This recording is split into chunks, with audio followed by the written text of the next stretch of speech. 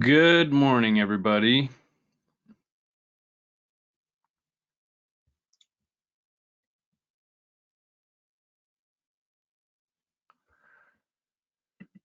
All right, what an interesting week it's been. I gotta change this and save it.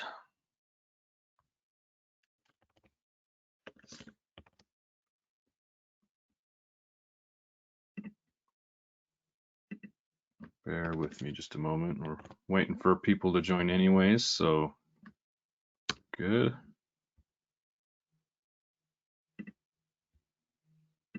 Oh, apparently I can't save it.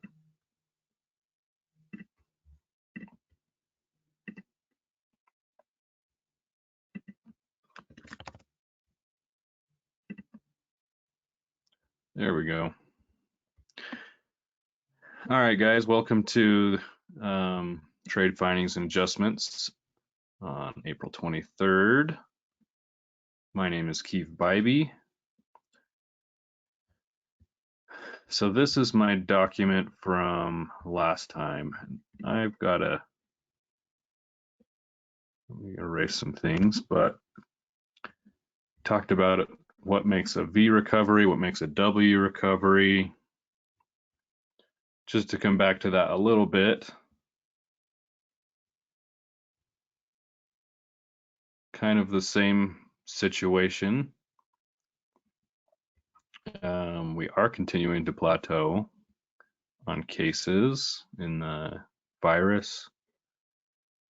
Couple states have come back online in some phase or form or fashion. Georgia and what was the other one? Drawing a blank. If you can remember, shoot me a line. But Trump didn't seem to be happy about it. What makes a W recovery case is not truly plateauing. We can cross that one off. They are kind of plateauing for pretty much across the board, and some other countries are coming down in cases. What everybody seems to be, what everyone is starting to ask is what happens then as things do come back online and restarting the economy. Is there going to be a second wave? Some countries have tried to get back to normal and have had more cases come up.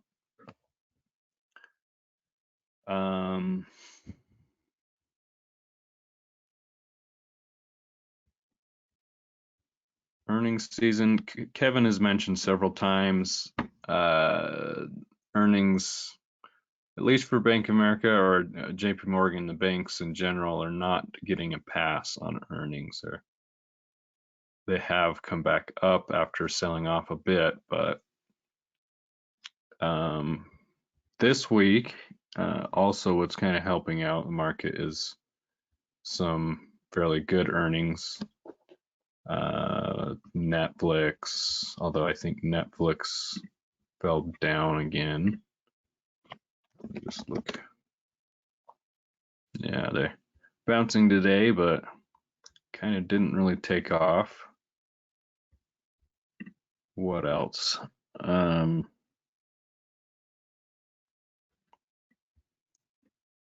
to remember off the top of my head, but that is one thing that has at least helped a little this week. But I would say something that maybe wasn't mentioned in these is more stimulus money, which should and could get approved by Congress today. And that I think is what everybody is looking at, and the optimism is based off of. All right, let me take these off. I did want to talk a little bit about um, some possible trades or things that you guys can be looking at. I know that most of what we've suggested and what we've said has been be careful and look at far out in time leap call contracts. But at the same time, there could be some opportunity. But before I go over that, I did want to follow up on some of the things that Kevin talked about Monday. An article I sent him and we discussed and talked about and thought was really interesting was Howard Marks' article. Is actually a letter to his investors. Howard Marks is he's a big wealth manager. I think he manages something like 125 billion or something. Warren Buffett said of him that every time he sees an email come across in the morning that has Howard Marks' name on it, he usually reads it the first thing because he always has something interesting and thought-provoking to say. So, interesting guy, and especially interesting letter to his investors. Oak Tree Capital is the firm. So I think Kevin talked about a few things Monday about how to deal with kind of the stress side of this situation. What things seem to be worrisome. Getting back to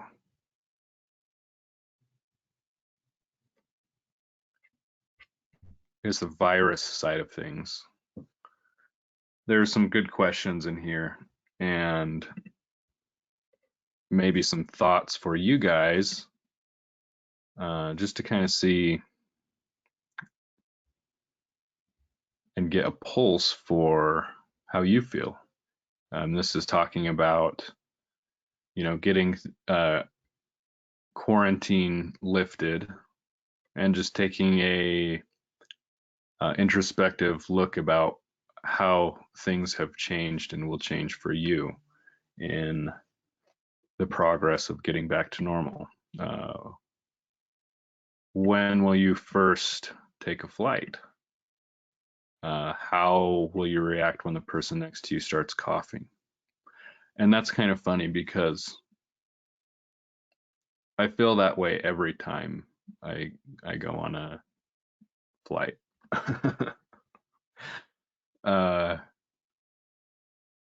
Yeah, I have two little kids, a 4-year-old and a little 1-year-old, and you go on a plane and they touch stuff and it kind of makes you yeah, kind of makes me laugh thinking about this because I I think I will react somewhat the same, maybe amplified. And I gotta feel like that's how most people would think, but how do you guys feel?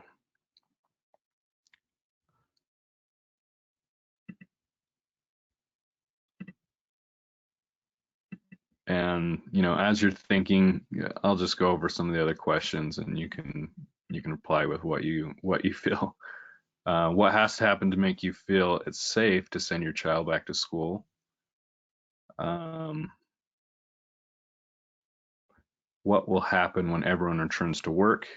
Allergy season begins and few of your colleagues begin to sound nasally and cough persistently. When you go out to dinner with your wife, husband, friend, family, do you want to be served by a waiter, waitress, wearing a mask and gloves. And he adds two more. If a test says you have immunity, will you stop social distancing, go back to public spaces? And for New Yorkers, when will you get back to the subway? Man, so I think some people will tread lightly, to say the least. I think we all want things to get back to normal, but it just changes things. We were already a little ridiculous with how averse we are to germs and getting sick, and obviously it's going to amplify that for everybody. Couple comments coming in. I think that this is from Mary. I think that people will be nervous and wearing masks and gloves a lot more. And yeah, I mean, obviously I agree with that. And just as a thought, the whole point of this shutdown of the economy and all of the quarantining and social distancing has been to you've heard the flatten the curve. Everybody, it's funny how things have become catchphrases.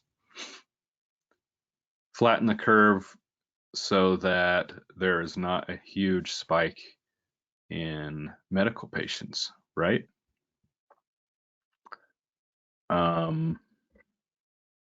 We're doing that. I mean, I think that's happening. That's a good thing, and that's an excuse for at least some state governments to start getting back to normal, right? It's a step in the right direction, but at the same time, as in terms of how society is looking and dealing with it, people are going to be different. People are going to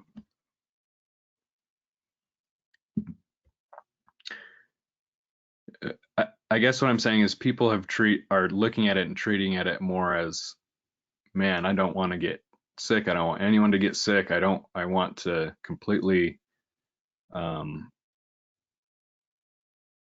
avoid anyone dying, and that's good, but at the same time, that was really never the issue, right? There's nothing we can really do to avoid it. As far as in general, there's nothing that can be done to completely rid ourselves of these risks. And I think that whatever that death rate number ends up being when all is said and done, because you can't say what it is now because it keeps changing and keeps getting revised down. So after all is said and done, the death rate is going to be the death rate, right? I mean, however many people are infected and whatever that number of deaths are in that ratio is going to be the same regardless. We can't.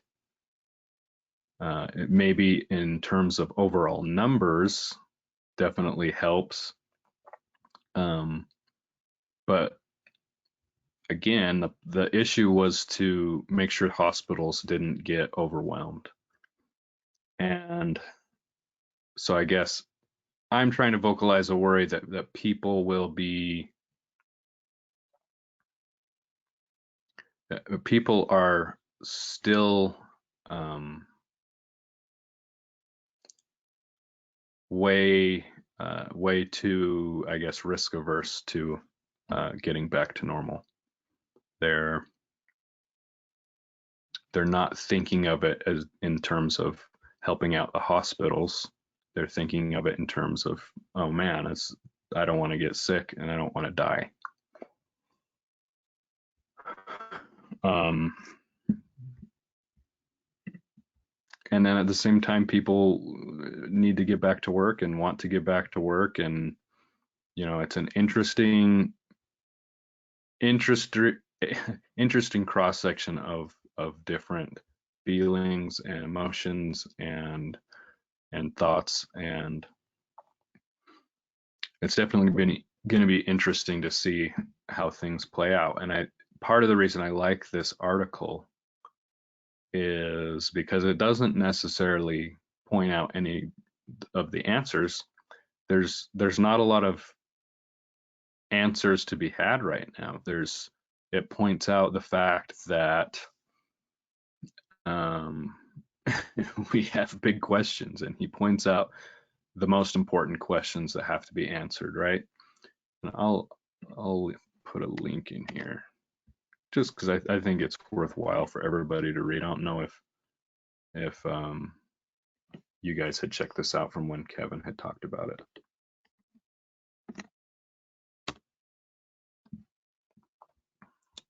And I don't know if that will show up as a link when we post it, but for what it's worth, you can probably Google it, and the article is Knowledge of the Future. All right, let me keep going a little bit just to get some thoughts. Questions like this suggest that a mere message from the government is unlikely to get everyone to return to their former habits, including their jobs, if they have a choice. Instead, the reopening of the economy is likely to be gradual, and until a vaccine is performed or herd immunity is reached, subject to altering periods of progress and treat. So this article also mentioned was over a week ago that was published. So something he doesn't mention when he talks about getting back to normal and what that will take.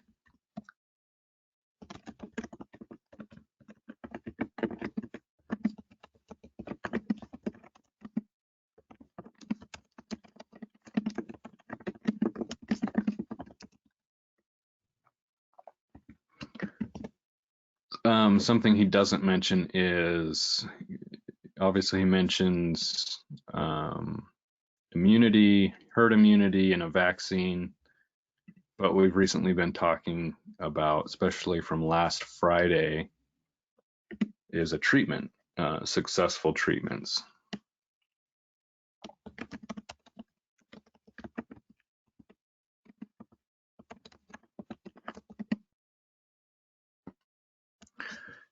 The one I think that Gilead was saying they were working on was something they were hoping to get out by mid-June. And there was another one, man,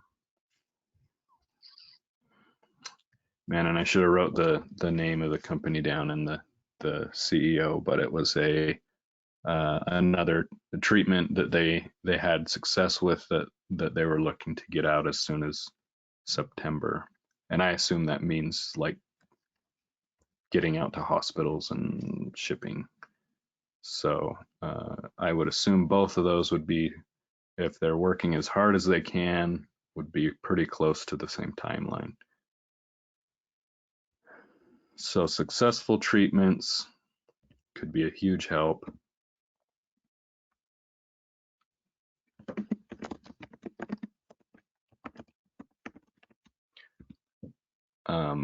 Both with dealing with the virus, obviously, but also the psychology of society at large. let me scroll down, try and find a couple more points. So he goes over in the last bits the response from the Fed and the SEC, Treasury. Powell has made it clear that even with interest rates at zero, the Fed's firepower is limitless. When it comes to lending, he was quoting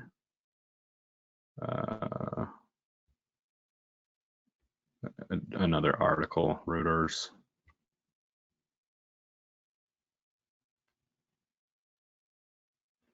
Talks about all of the things they've been doing, buying, makes the point, you know, back in 2008, they were bailing out banks, but they were buying back, buying debt out there that was AAA rated and still less risky debt. And now they're buying mortgage-backed securities, collateralized loan obligations, and BBB and BB, double B, I should say, rated loan, so more risky assets. So here's some questions he follows up with that. There's no, I'll just read a couple things before his good questions. There's no doubt in anyone's mind there was a pressing need for a swift and pronounced response to the economic impact of the effort to combat the pandemic. Less than a month ago, Bruce Karsh and I were pondering the possibility of a global recession. We never hear about that topic anymore, and much of the discussion centers around whether 2019 GDP will be exceeded in 21 or if it'll take until 2022. Now, instead of discussing depression, we wonder about the propriety and long-term impact of the virus governing government actions. I don't intend to dissect the program emanating from Washington in detail, but I do want to raise some questions. Limitless is an interesting word. Is the program really limitless, and is that okay? The stimulus, loans, bailouts, benefits, and bond buying have been announced thus far add up to several $1 trillion. What are the implications of the resultant additions to the federal deficit and the Fed's balance sheet? To be facetious, the government could lend every American a check of $1 million at a cost of $330 trillion. Will there be negative consequences from doing this, such as burgeoning inflation, downgrade of U.S. creditworthiness, or the dollar losing its status as the world's reserve currency?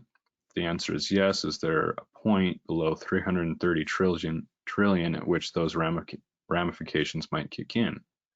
And if so, where? Could we be there already?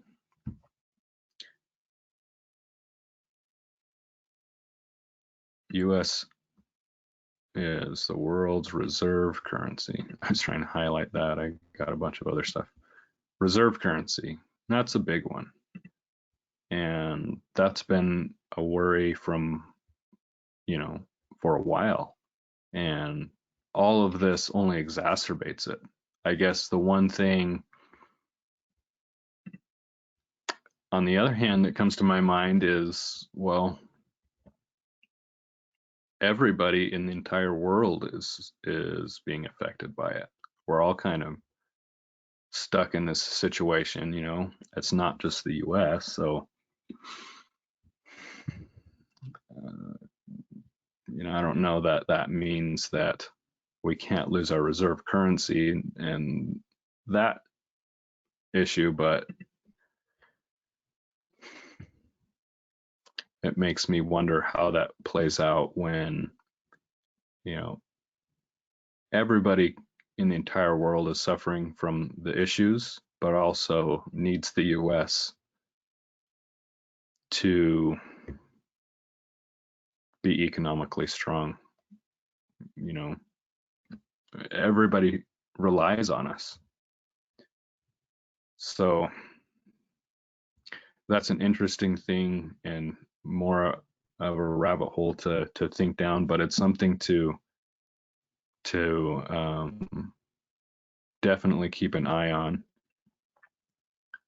And there's a couple more lines that I thought were important.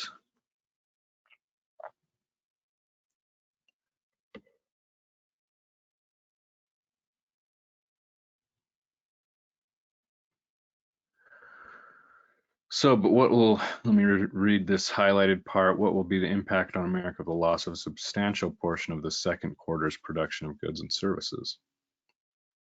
How will the economy rebound and at what speed? If we have stops and starts and if workers return gradually, as it's suggested on page 4, is a V-shaped recovery still likely? What will the effect if some unemployed workers who used to earn less than $1,200 per week can receive more than that in benefits?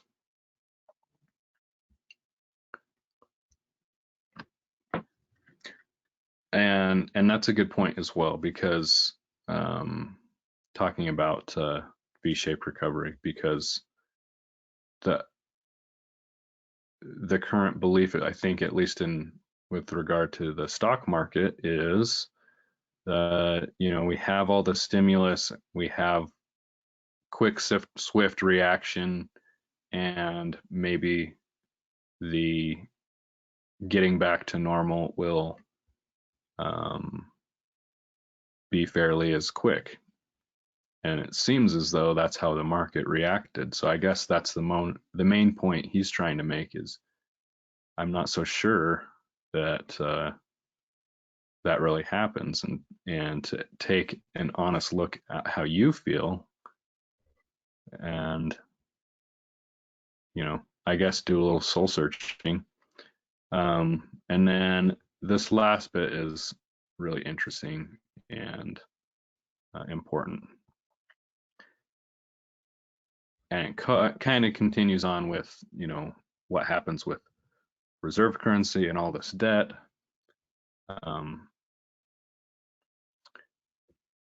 Let me see. So it talks about SEC is letting business development companies,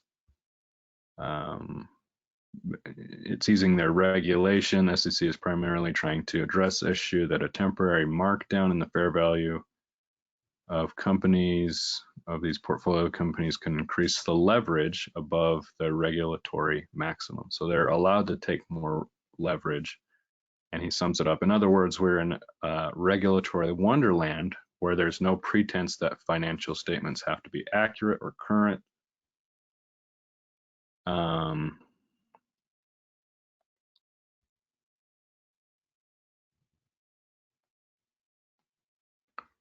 What's the Fed's purpose in buying non-investment grade debt?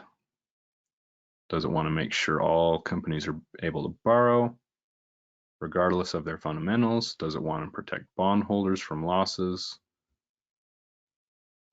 Who will do the buying for the government and make sure the purchase prices aren't too high and defaulting issuers are avoided? Or doesn't anyone care? And why should the SEC provide relief to leverage investment vehicles if such an entity proves to be over leveraged and sees its collateral marked down such that it's constricted or even liquidated? What's the loss to society? Why should leverage investors, ostensibly not systematically important, be protected from pain?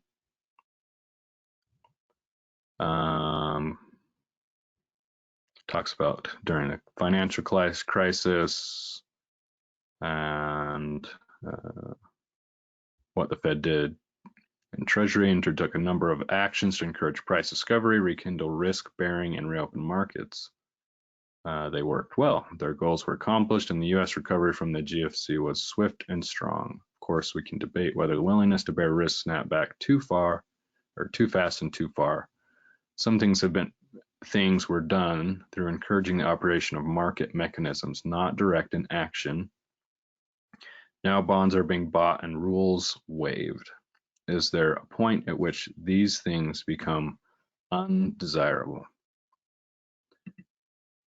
And guys, thanks for kind of bearing with me. I'm just trying to highlight to you the points I thought were most important.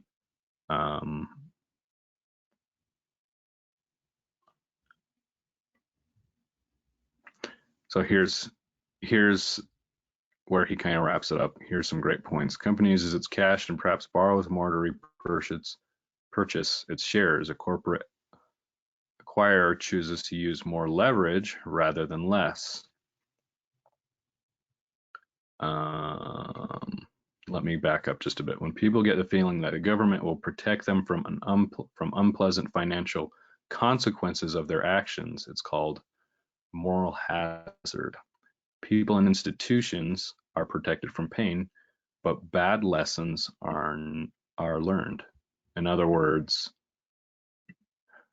all of this relief is coming. Are institutions and businesses going to continue and rely further on the government to be basically the savings they should have had for to weather a storm, right?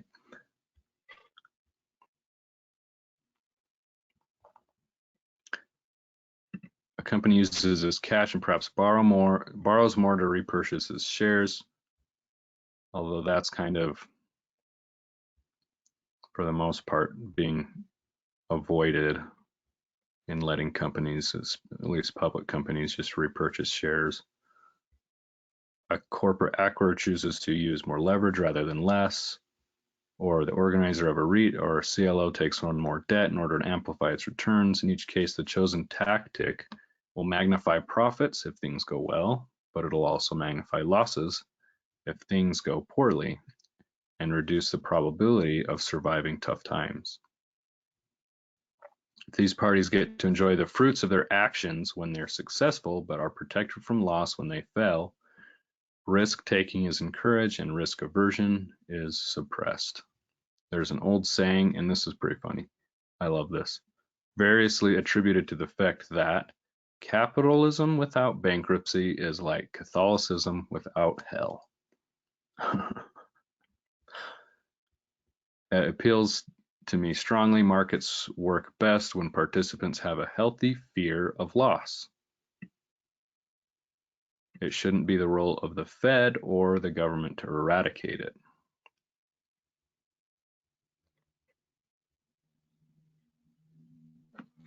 And then he talks about, well, some people are arguing that, it wasn't anybody's fault, and therefore it's okay that the Fed is bailing everything out.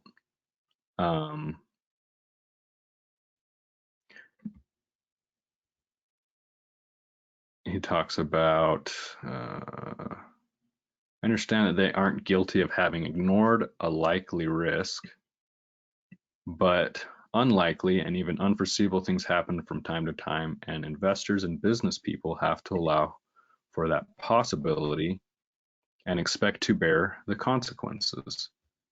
In other words, they have to think like the 6-foot-tall man hoping to get across the stream that's 5 feet deep on average. I see no reason why financiers should be bailed out simply because the event they're being harmed by was unpredictable.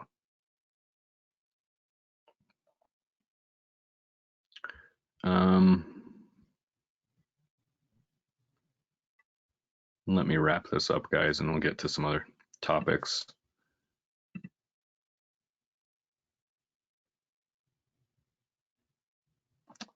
Talks about in the bank bailout in 2008, it contributed to significantly to the populism that has riven American politics ever since. And this recent step to rescue leveraged lenders may add further fuel to that fire.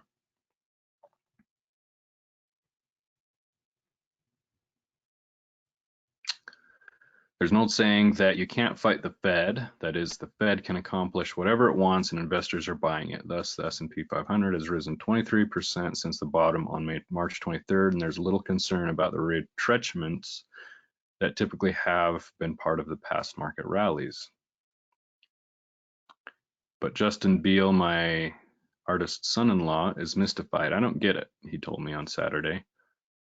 The virus is rampant, businesses frozen, and the government's throwing money all over the place. Even though the tax revenues have to be down, how can the market be rising so strongly? We'll have to find out as the future unfolds. So,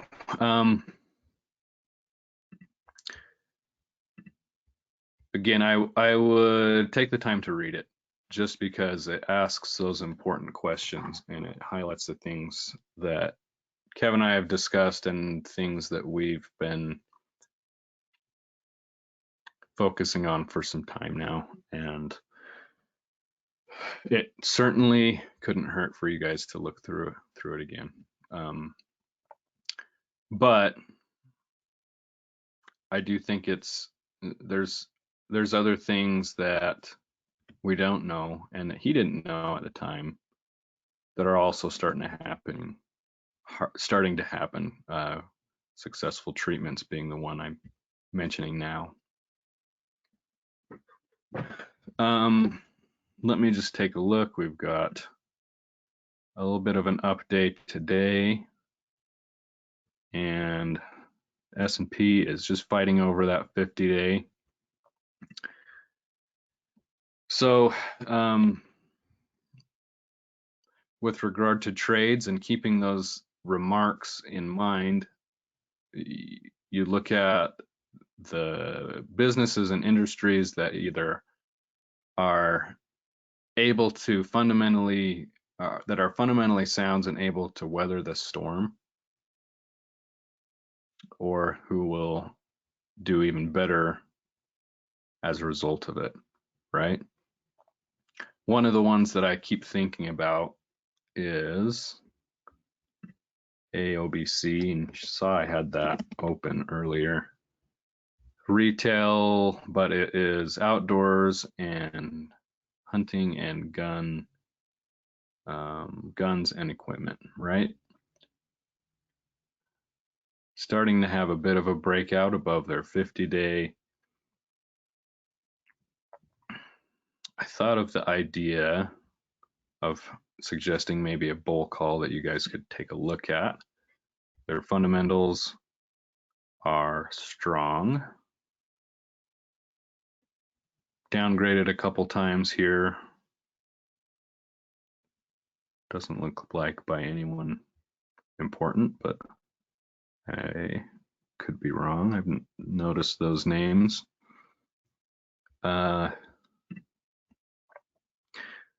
So here's what I was looking at options.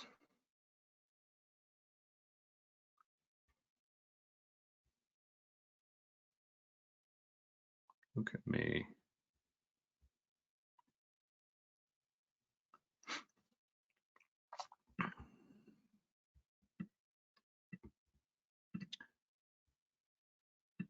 Something along this line. Out about 36 days. Costs about 25 cents.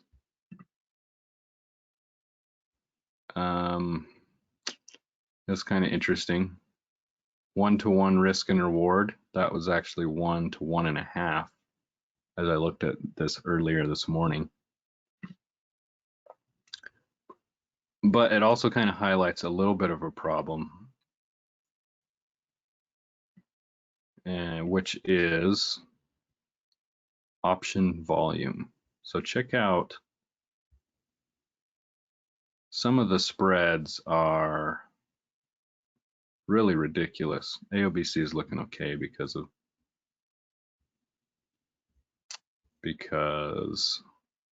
I guess there's more confidence in them. But check out Under Armour, and this is something that Kevin and I had discussed, and why there is not a lot of volume.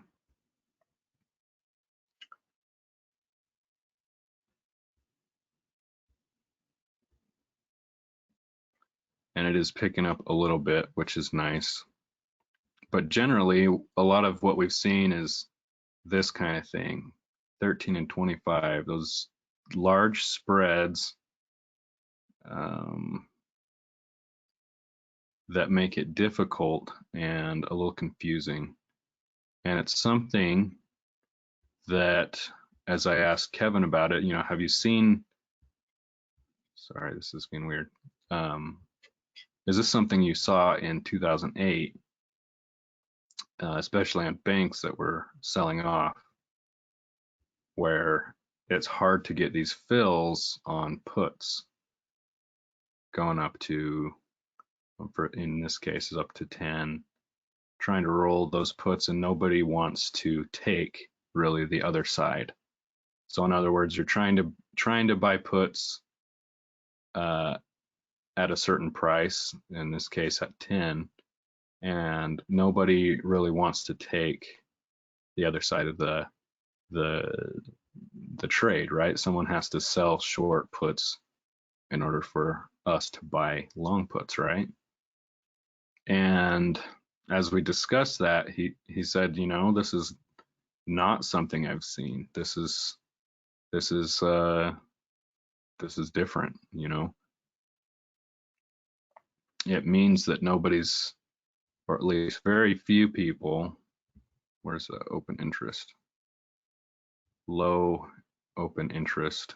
It says markup change up here, but it just doesn't scroll over. Open interest meaning, the amount of trades going in and back and forth. But he said, no, it's not something that we dealt with in 2008, and even on with, as I said before, banks that were falling like no tomorrow. There was still someone willing to take the other side. And so in this regard, it's been a little frustrating. Hard to get things filled at good prices. Sometimes they don't get filled at all. You have to set limit orders and kind of a mid price to try and get filled. And it doesn't necessarily work out. I mean, you can't just as easy do a market order, and you saw that change. Look at these 27 to 130. You can't just do a market order and expect to get filled at a good price, because those bid and asks are just so crazy. So what do you guys think in this kind of a scenario? What do you do?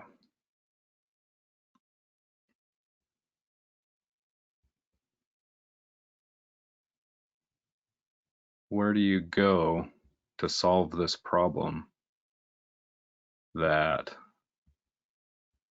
for some reason we don't have the volume in some things to fill orders on puts? And if we do, it's usually at a kind of a crazy, silly cost, right?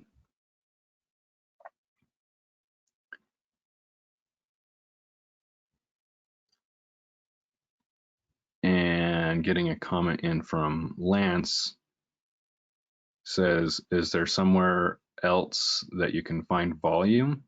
Maybe a different month? And Lance, I assume you mean what, a different expiration, right? And that's a great point, because that is exactly my thoughts. Just look at the May 20th again.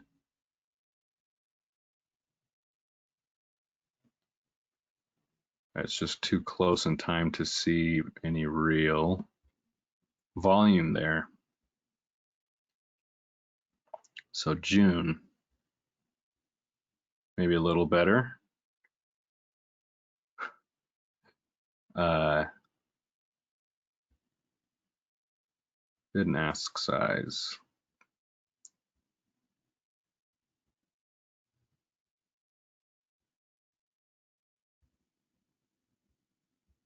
So I guess that is kind of the answer, there's still larger spreads here, weird spreads, but if you can get filled at the strike price you need and just go out a little further in time, it seems like that's going to be, at least for now, the best solution. But yeah, I mean, it's a different circumstance and different things we're having to deal with. I don't think that makes it necessarily.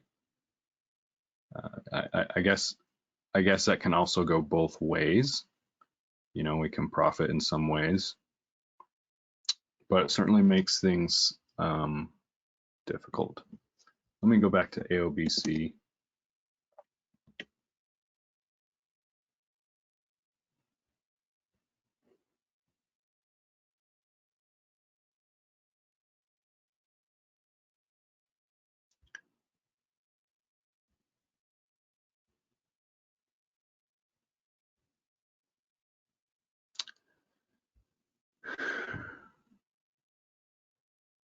So you're hearing me kind of sigh and not really know what to do. We had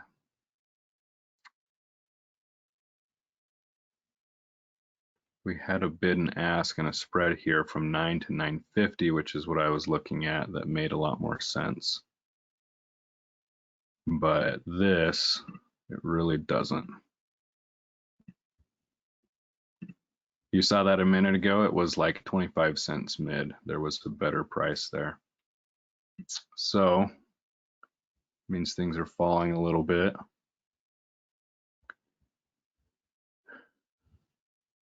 But maybe this is one to kind of take a look at and keep in your back pocket. But all I'm really looking at is AOBC to continue to make a pre-earnings run. And they've got room to run up to the upside on. Kevin's asking how the webinar went. It's going a little longer, but there's room to go to the upside there, and just not at this price. Looked better when it was 20, 25 cents. So something to keep an eye on. I would think AOBC would do okay if you're, or at least it would do well. And if there was a risk that you were willing to take to have shorter time frame to make money, I would think AOBC would be something to look at. I also had have been trading Costco, and all I've done there is it had fallen and I had bought 2 contracts at a support level down here. I think I actually might have caught it in this time frame, and then had sold one of my calls when I had got up to its highs here, and it come back down a couple times here.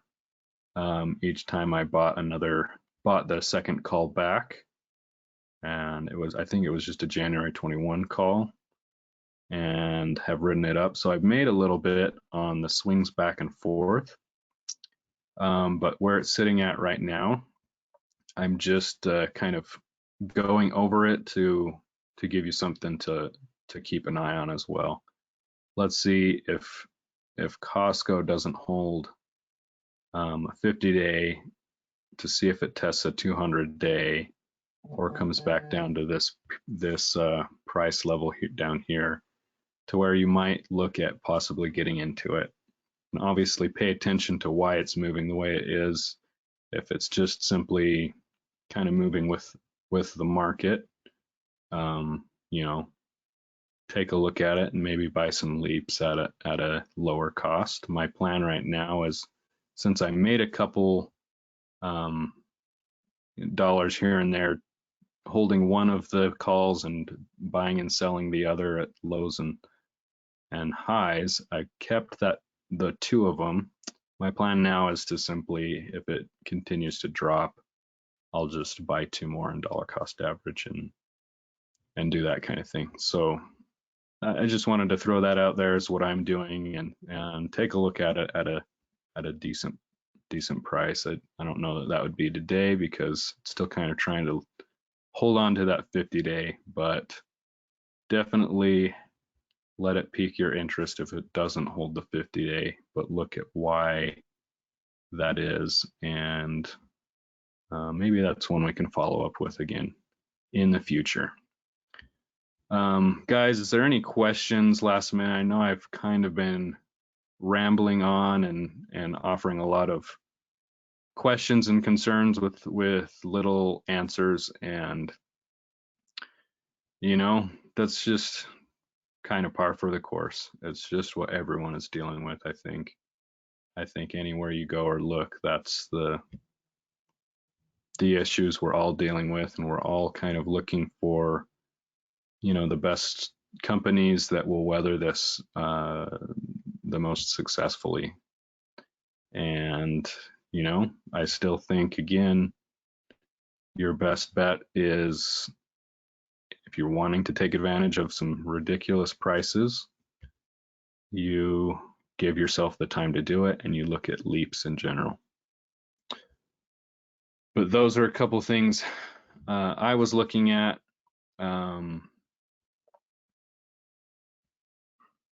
Any questions, guys?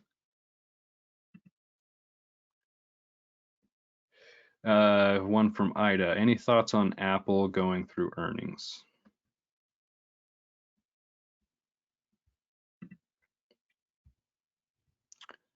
Yes. I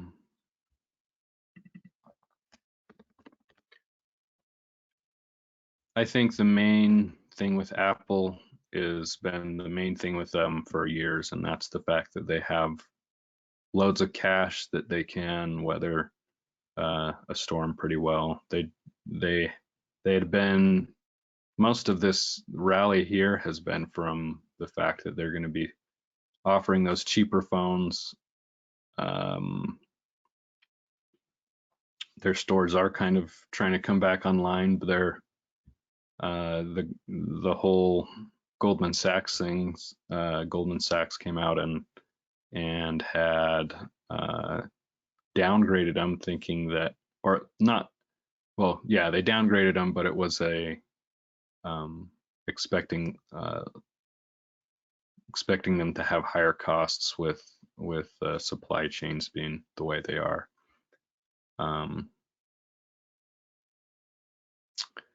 So I guess to answer your question, I would think that they would do well, and at the very least be able to weather this whole storm fairly well. They're up in this, you can kind of see this channel going up, and they're trying to hold on to this 50-day today technically, but